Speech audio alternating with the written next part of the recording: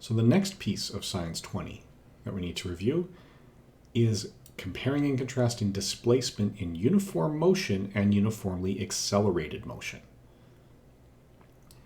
So these have a couple of key differences, and there are two distinct formulas that we will always use with them, plus graphing them.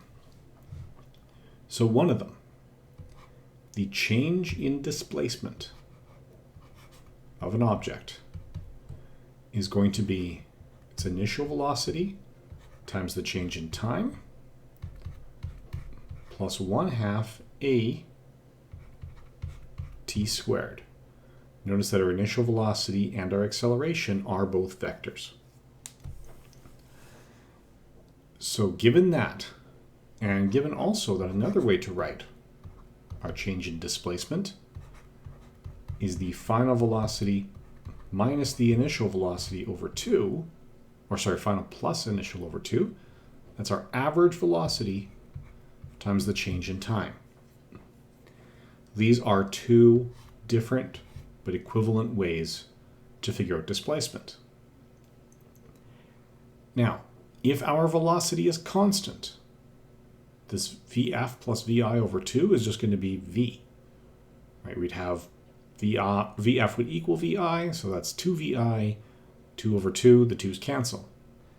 Similarly, up here, if our acceleration is 0 because our time or our velocity is uniform, that entire term goes away. So our change in displacement is still just VIT, or Vi delta t. So these are equivalent forms. And we have to ask ourselves, well, what does this kind of motion look like? So if we have a distance versus time graph, or displacement versus time graph, well, if we are looking at this graph, if we have a straight line, coming back to our equation up here, our first one, a straight line graph means this is a linear graph. It means this t squared term doesn't survive. It is gone. This a must be 0. So if this happens, there is 0 acceleration, and our slope is the velocity, or the speed in this case, since it can be hard to graph vectors in two-dimensional spaces. We can do it with one-dimensional motion. If, on the other hand, our dt graph is curved, well, that tells us our acceleration is not 0.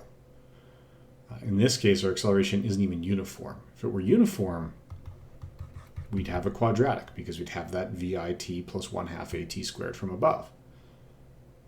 Here, this curve tells us it is not uniform.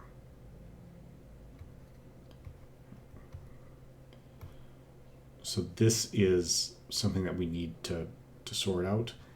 And the slope will always be the average velocity over that particular time interval, but it's not going to be the instantaneous velocity. For that, you would need to take a tangent line.